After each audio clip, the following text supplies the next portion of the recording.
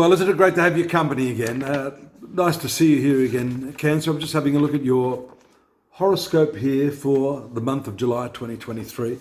I'm going to zip through it as I usually do. Let's just call this your Karma Connection segment with Dodici from astrology.com.au. To those of you who are new, a warm welcome to you. Hope you'll be joining us in future. Right now, you've got that powerful, energizing solar effect. We've had the ingress of the sun into your sun sign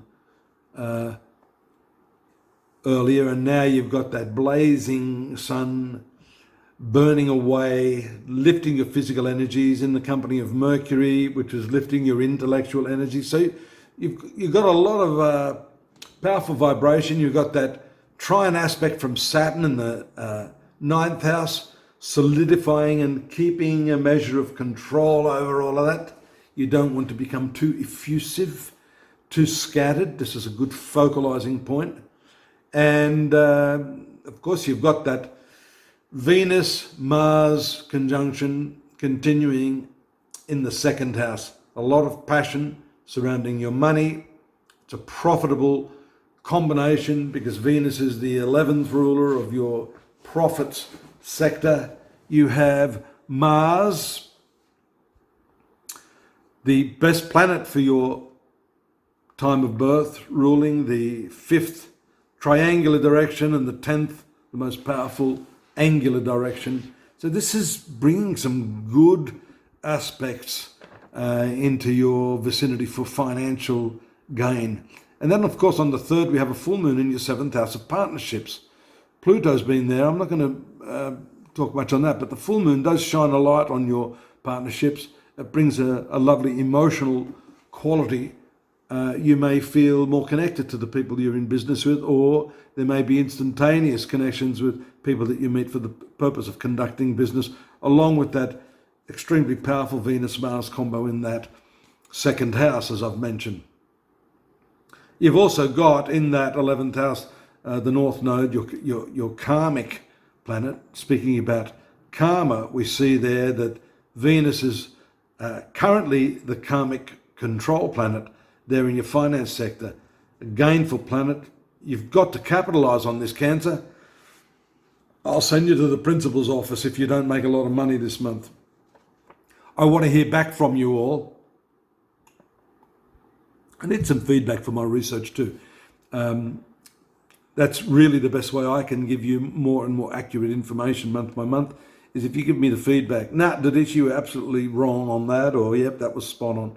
And then that actually helps me to do my job better in informing you of what's going on.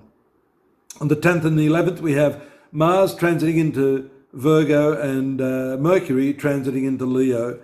So the Leo component is Mercury activating that second house more, Mars moving into the zone of contracts and negotiations. So I see a lot of talk going on around you this month for the purpose of money, finance. There's a dominant factor there.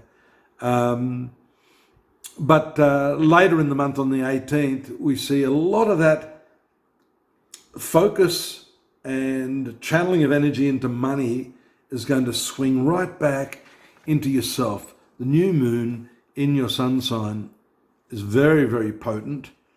This really is, I get the feeling, a culmination of a series of cycles that has now got you to a point where you know who you are, you know who you want to be, and why not be that?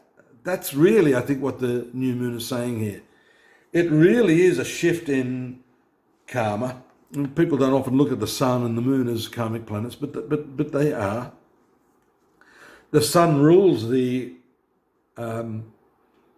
natural 5th house of the zodiac, which is past karma, and the moon is the instinctive planet. It's very much tied to your hereditary past and your genetics, your mother, that sort of thing.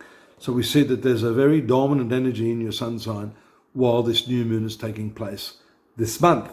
Again, that's going to impact on your relationships, but you may be a little surprising to people in terms of your desire to change. You're going to be trying new things. You want to be seen. to be different, that striving to stand out, to be noticed, to be different,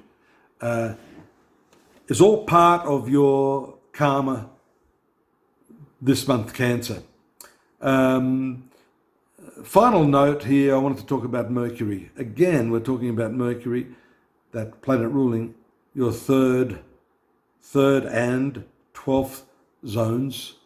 Not considered an ideal planet, but if it's used properly, and here it is, it will move into its own exaltation position, the third house. It can bring your thinking to spiritual matters. That's that 12th direction that it rules, having connections to the third, which is your mind. So a deeper connecting of your self with your higher spiritual ideals is likely just as the month comes to a close. Now, if you'd like, you can pop on over to astrology.com.au. Just follow the links. My assistant Kay has done a good job just putting in all the information there for you to make it easy. If you want more information and to discover more of those karmic connections at astrology.com.au, we welcome you to come on over there, check out what's going on there. It's all free.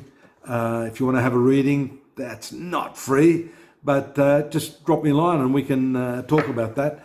Don't forget to subscribe, and don't forget to come back next month. I'll be here, looking forward to you. Bye. Take care. Peace, love, dove. Hare Krishna's light shows, incense, all that groovy stuff. Be well.